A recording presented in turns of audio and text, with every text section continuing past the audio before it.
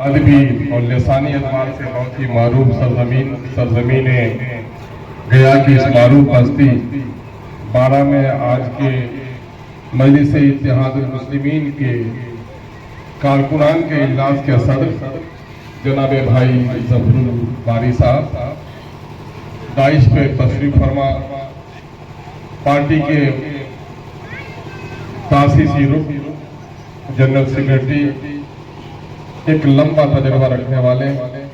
मुदब्बिर सियासतदान जनाब इंजीनियर आफ्ताब अहमद साहब, गंगा जमनी तहजीब को एक नई तवानाई बख्शने वाले और फिरका परस्तों के मुंह पर तमाचा मार कर ये कहने वाले कि अब भी हिंदुस्तान में हिंदू और मुस्लिम की मोहब्बत जिंदा है, फिरका परस्ती की आग को बुझाने के हम काफी हैं। अजीजी भाई राना रंजीत साहब, सेक्रेटरी हिमायत बिहार, दाइस पे तशरीफ फरमा भाई जनाबे तालिब मीरानी साहब, इस प्रोग्राम को बड़े दस्त को एहतसाम के साथ सजाने वाले अजीज जनाबे इंजीनियर शकील साहब, फुलवारी शरीफ पटना से तशरीफ फरमा पार्टी के मजबूत साथी रिटायर्ड एयरफोर्स जनाबे भाई समीउल हक साहब, दलित समाज की एक बहुत ही मजबूत आवाज भाई रंजन पासवान साहब, पार्टी के शुरू-दिन के साथी रहे हमारे जनाब भाई इरफानुर रहमान साहब, जावेद बाबू, अजीजी अशरफ कादरी साहब, अजीजी जामिन बाबू, रुपेश पासवान साहब, सुधीर पासवान साहब, चांद खान साहब, अजीजी एहसान साहब और आज के इस महफिल की निजामत कर रहे जनाब भाई साहब। मैं सबसे पहले आप तमाम तर हाजरीन का शुक्रिया अदा करना चाहता हूँ कि तेज और तपिश माहौल में और वो भी एक ऐसे वक्त में जो उमूमी तौर पर आराम का वक्त होता है, उस वक्त आप लोग इस मीटिंग में बहुत ही संजीदगी और इत्मीनान के साथ और मोहब्बतों के साथ हाजिर हैं। मैं आपकी इस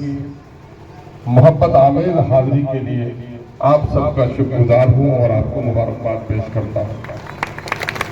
मेरे भाइयों, मैं गुफ्तगू कहाँ से शुरू करूँ? मुझे फारसी तो नहीं आती, लेकिन कभी किसी बुजुर्ग ने नसीहत की थी तो मैंने याद रखा है कि गर ताज़ा खाही दास्तन इताव खाए सीना रा, गाहे गाहे पास खा ये किस्से पाईना। अगर तुम अपने सीने के दाग को तुम ताजा रखना चाहते हो तो कभी कभी पुराने वाकयात को पढ़ते और सुनाते हो। मेरे भाइयों, मैं इस वक्त नौजवानों को, हमारा नौजवान बड़ा जोश रखता है, जज्बा रखता है, लड़ने का अज़्म और इरादा रखता है, लेकिन जब मसलहत के उस कोई बूढ़ा उनको उल्टी सीधी पढ़ा देता है, कोई मुफाद परस्त सियासतदान, कोई मिल्लत का सौदागर जब उन्हें दाएं बाएं की झूठी मूठी कहानियां सुना देता है तो हमारा वो जोशीला नौजवान कहीं न कहीं ठंडा हो जाता है। यही वजह है कि जैसा कि अभी कह रहे थे राना रंजीत साहब, हमारा नौजवान पूरा सरफिरा फिरता है इलेक्शन के जमाने में। न उनको तेल चाहिए, न उनको खाना चाहिए, एक जुनून है सर पे कफन बांधे हुए, जहां मेरे सफुद्दीन का इजलास हो, जहां हिमायत का इजलास हो, देख रहे होंगे कि पागलों की जमात, दीवानों की जमात है। लेकिन जब हुई इलेक्शन कैंपेन खत्म होता है तो दूसरी पार्टी की दलाली करने वाले कुछ लोग हमारे इस नौजवानों को बहका देते हैं। उसकी वजह क्या है? उसकी वजह यह है कि जो पौधा जिनकी जड़ें मजबूत नहीं होती हैं, वो पौधा आंधियों का मुकाबला नहीं कर सकता।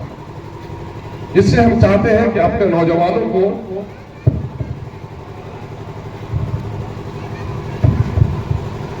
मैं अपने नौजवानों को बताना चाहता हूं कि इस मुल्क में आपकी अजमत की तारीफ क्या रही है। अजीजों, मैं आपको बताना चाहूं कि नबी करीम सल्लल्लाहु अलैहि वसल्लम के जमाने में ही इस्लाम की दावत यहां आ गई थी। मुसलमानों की तारीख बड़ी पुरानी इस मुल्क से रही है। 37वीं ईस्वी में ही साहबा आए तुजार आए, और ये मुल्क जिसको हम अपना मादरे वतन कहते हैं, इस मुल्क में बड़ा ऊंच नीच था, इस मुल्क में बड़ा भेदभाव था, इंसान इंसानों पर ऐसा जुल्म करता था जो जानवर पे वही नहीं किया जाता। और क्या किया कि कुत्ते ने अगर प्लेट चाट दिया है उसे साफ करके खाना खा सकता है, लेकिन दलित अगर उस पाक में खाया है तो प्लेट फेंक दिया जाता था, उस पर खाना खाना जायज नहीं था। कुत्ते ने हांडी चाट दी है तो उस पर खाना बन सकता था, लेकिन दलित ने अगर उस हांडी को छू भी दिया है तो